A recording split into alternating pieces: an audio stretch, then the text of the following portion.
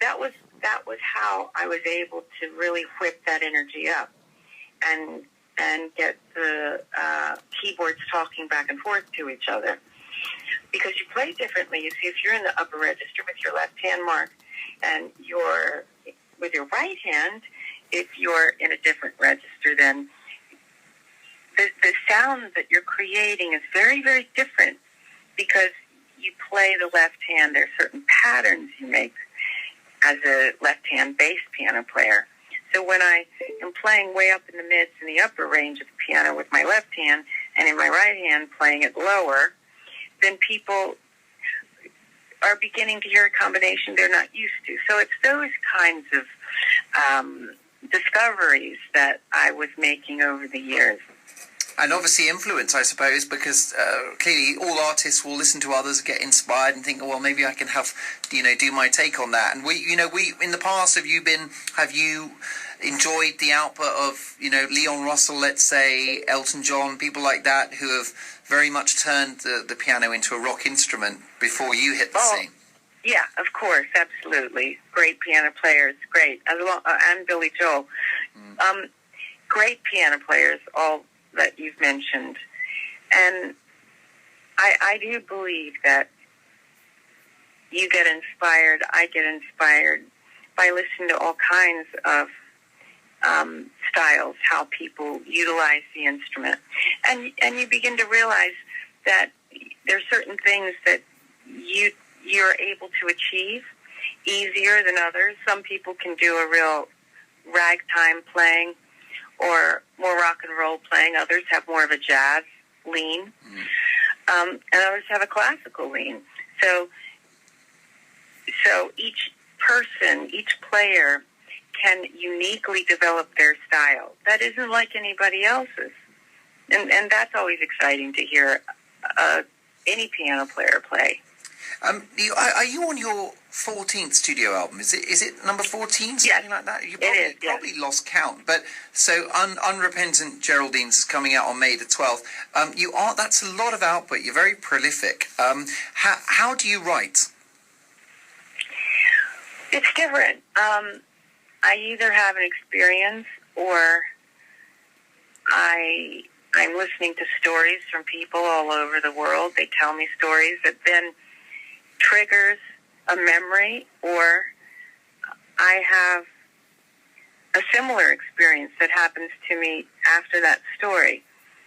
How the muses work, it's not just a similar pattern. I can't just wake up and start writing songs. It doesn't work like that for me. No, Tori, some people seem to decide that there's a time of year when they're going to go and record an album. They book the studio and that's like July of next year, and they get in the studio and they just start writing, and it's a very pressurized process. But your process is a bit more organic than that. Do you pretty much have the songs ready before you go into the studio?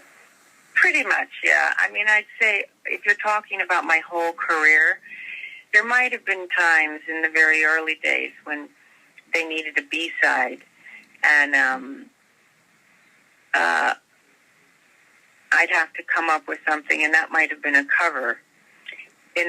We're talking 91. We're talking way back when, 1991, 92. Right. But when I make records, I go in with the songs because that way I know where we're going. I know the direction. And sometimes you have to take pilgrimages. You travel to have experiences and to shake up the routine. I find that when you shake up the routine and you're exposing yourself to different places, then you think differently. You think in a different rhythm, different melody, different influences come in and surround you. And so sometimes you have to push yourself as a writer, put yourself in different places around the world to get new inspiration in order to stay fresh. So now you're in London town. How long are you in the capital for, Tori? I'm here till early next week. We're recording the Light Princess cast recording.